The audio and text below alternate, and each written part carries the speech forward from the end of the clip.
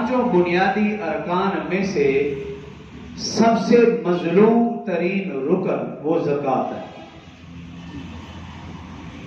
کہ مسلمان کلمے کا بھی ورد کرتا ہے، ذوق شوق رکھتا ہے، شوق سے پڑھتا ہے، تنہائی میں، خلوت میں، جلوت میں، انفرادی ہو یہ اجتماعی، اس کا اہتمام ہوتا ہے۔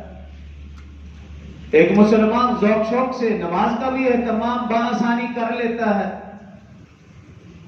روزے بھی مسلمان رکھ لیتے ہیں بخوشی، حج کے لیے لاکھوں روپے بھی مسلمان بآسانی جمع کر لیتا ہے اور اس کے لیے بھی توجہ کرتا ہے۔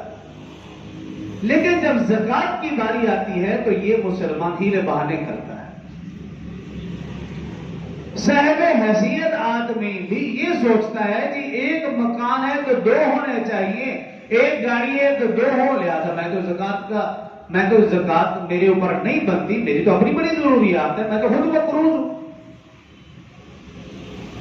ایسے ہیلے بہانے کرتا ہے، شیطان ایسا وسوسہ ڈالتا ہے، وہ خود ہی فیصلہ کرتا ہے کہ میرے اوپر تو زکوٰۃ فرض ہی نہیں، میرے اوپر تو صدقہ و خیرات بنتے ہی نہیں، بلکہ وہ یہ سمجھنے لگ جاتا ہے کہ مجھے ہی زکوٰۃ دیجیے۔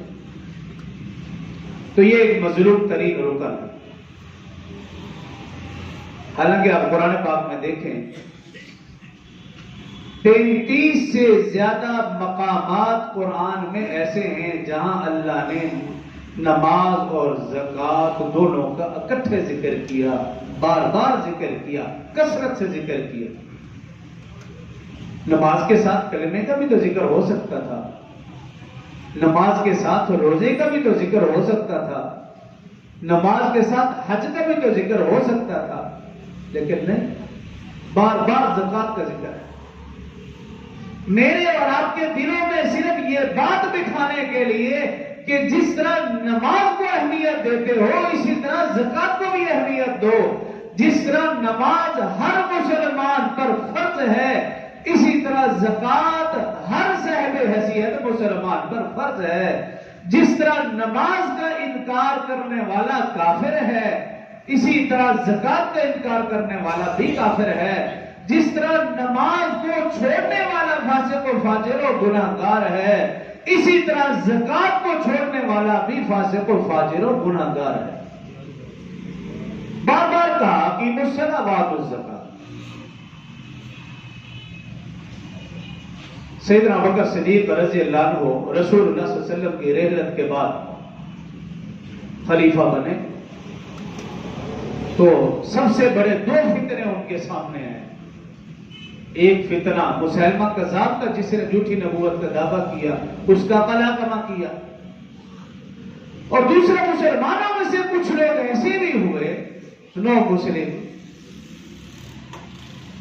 جو کہنے لگے ہم زکوٰۃ دیا کرتے تھے رسول اللہ صلی اللہ علیہ وسلم کی وجہ سے، جب رسول اللہ صلی اللہ علیہ وسلم اس دنیا سے تشریف لے گئے تو اب ہم زکوٰۃ نہیں دیں گے۔ سیدنا ابوبکر صدیق رضی اللہ عنہ کو جیسے ہی معلوم ہوا، بغیر سوچے سمجھے مشورہ کیے فوراً ان منکرین زکوٰۃ کے خلاف جہاد کا اعلان کر دیا، اور کچھ صحابہ آپ کے پاس آئے اور عرض کیے اے امیر المومنین، خلیفۃ المومنین، خلیفۃ المسلمین، آپ نے اتنا بڑا قدم اٹھایا، وہ تو کلمہ وہ مسلمان ہیں، ہمارے ساتھ نماز پڑھتے ہیں، روزہ رکھتے ہیں، صرف زکوٰۃ کا انکار کیا اور آپ نے ان کے خلاف جہاد کا اعلان۔ آپ نے ایک بات سمجھی جو آپ کو بھی سمجھانا چاہتا ہوں۔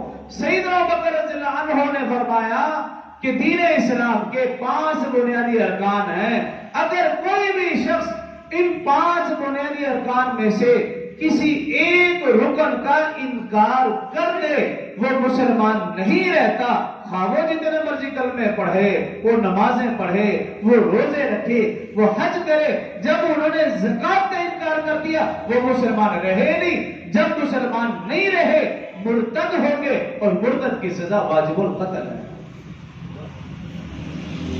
یہ زکوٰۃ کی اہمیت ہے۔ اگر ایک مسلمان نماز نہیں پڑھتا تو وہ ایک الگ گناہ ہے اس کا، لیکن ہم اس کو کافر نہیں کہہ سکتے.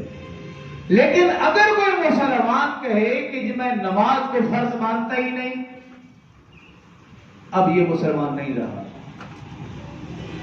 اگر ایک شخص کسی سستی، غفلت، لاپرواہی یا بیماری کی وجہ سے روزہ نہیں رکھ پا رہا، یہ ایک الگ معاملہ ہے. لیکن اگر ایک شخص کہے میں روزے کو فرض مانتا ہی نہیں، اب یہ مسلمان نہیں رہا، بے شک کلمے پڑھے، نمازیں پڑھے. اگر کوئی شخص کہے کہ جی میں حج کو فرض نہیں مانتا، یہ مسلمان نہیں رہا. بالکل اسی طرح اگر کوئی شخص زکوٰۃ نہیں دیتا تو یہ تو ایک الگ معاملہ ہے، گنہگار ہے.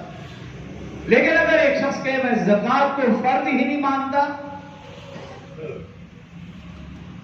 اور ہمارے ہاں کچھ نام نہاد ایسے مسلمان ہیں جو بینکوں میں جا کر لکھوا دیتے ہیں کہ جی میں زکوٰۃ کو فرض نہیں مانتا، وہ اس سے زکوٰۃ لیتے بھی نہیں، مطالبہ بھی نہیں کرتے، کیونکہ بینک والے بھی کچھ نہ کچھ سمجھدار ہے، وہ یہ سمجھتے ہیں کہ جو یہ لکھوا رہا ہے یہ مسلمان نہیں ہو سکتا. وہ ان سے کچھ بھی نہیں کہتے، وہ ٹھیک ہے جاؤ، اور ان سے وہ زکوٰۃ نہیں لیتے، نہیں کاٹتے سالانہ. لیکن اگر ایک مسلمان جان بوجھ کر ایسا لکھوا دے تو پھر وہ کہاں کھڑا ہے، وہ خود فیصلہ